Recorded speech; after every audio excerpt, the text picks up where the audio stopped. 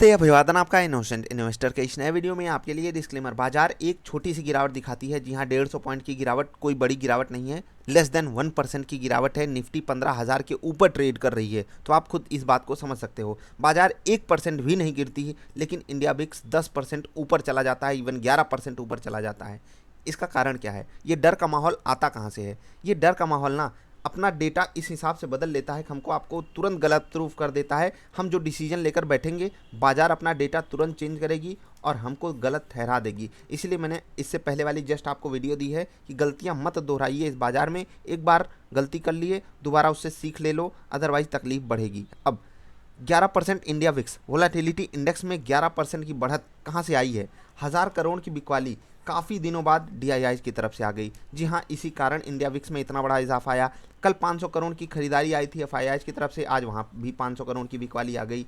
जो retail trader हैं उनका आज एक कॉन्फिडेंस लूज हुआ, क्योंकि बाजार कई दिनों बाद, इवन बहुत दिनों बाद, आप अगर परसेंटेज टर्म्स में देखोगे तो यहाँ पर जो गिरावट है 150 पॉइंट्स की, उससे पहले अगर आप आओगे तो बाजार यहाँ पर अगर आप देखोगे सिर्फ 85 पॉइंट गिरी है, यहाँ पर अगर आप देखोगे सिर्फ 104 पॉइंट गिरी है, और यहाँ पर आप देखोगे तो बाजार सिर्फ 124 पॉइंट गिरी है। इससे भी पीछे अगर आप आओगे यहाँ पर भी बाजार सिर्फ 137-38 पॉइंट गिरी थी। यानी कि पिछले कई दिनों में, इवन मई, जून, जुलाई चल रहा है, ठीक, पिछले सवा दो ढाई महीने में सबसे बड़ी गिरावट आज की हमको माननी पड़ेगी। और ये गिरावट जो है लोगों को बड़ी इसलिए लग रही है क्योंकि पिछले कई दिनों में इतनी बड़ी गिरावट बाजार ने हमको दिखाया नहीं, और इसी कारण इंडिया विक्स इतना ऊपर चला गया।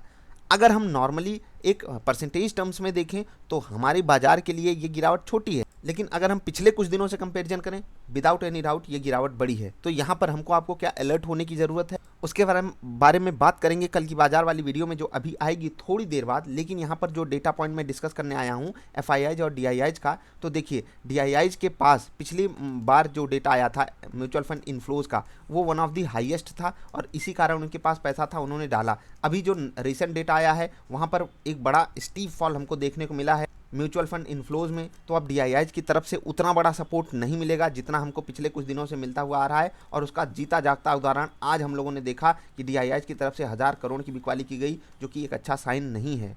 अगर ऊपर एफआईआई सपोर्ट नहीं करेंगे, डीआईआई सपोर्ट नहीं करेंगे, तो हमारी बाजार के लिए ये एक अल्टीमेट रेजिस्टेंस बन जाएगा। तो हमको अब सपोर्ट कहाँ से मिल सकता है? अब हमको बहुत ज़्यादा ज़रूरत है कि एफआईआई सपोर्ट कर जाएं, क्योंकि उन्हीं की सपोर्ट से हमारी बाजार यहाँ पर आकर खड़ी है। अब एक्स्ट्रा सपोर्ट उन्हीं की तरफ से हमको चाहिए, क्योंकि बाजार ने एक बहुत बेहतरीन पैटर्न बनाया हुआ है। इस पैटर्न का ब्रेकआउट अगर हमको ऊपर साइड मिलता है तो हम धूम धड़ाका करने के लिए तैयार खड़े हैं। जब तक निफ्टी अपने सपोर्ट को 15,480, 15,500 के सपोर्ट को बचा कर रखेगी, निफ्टी को कोई तकलीफ नहीं है। लेकिन वहाँ तक भी अगर बाजार गिरती है तो आप अपनी पोजीशन में ऐसा मत कर लीजिएगा कि लॉस ही लेकर बैठे रहो, और बाजार जब रिकवरी मूड में आए तो आप अपनी पोजीशन से एग्जिट कर जाओ। स्मार्ट बनिए, गलतियां मत दोहराइए। इससे पहले वाली वीडियो में मैंने आपको समझाया है। तो ये जो डर का माहौल आया है, ये इसीलिए आया है क्योंकि हम one of the highest pressure झेले हैं आज। ये 150 पॉइंट का प्रेशर काफ़ी बड़ा है। कई दिनों से आप जाकर कैलकुलेशन अगर करोगे तो कई दिन आपको हो सकता है कि 60, 70, 80, 90 दिन मिल जाएं। इसमें ये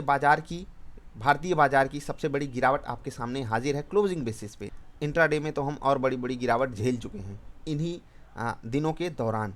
अभी आपसे अलविदा ले रहे हैं, जल्दी मिलते हैं कल की बाजार वाली वीडियो में। नमस्कार।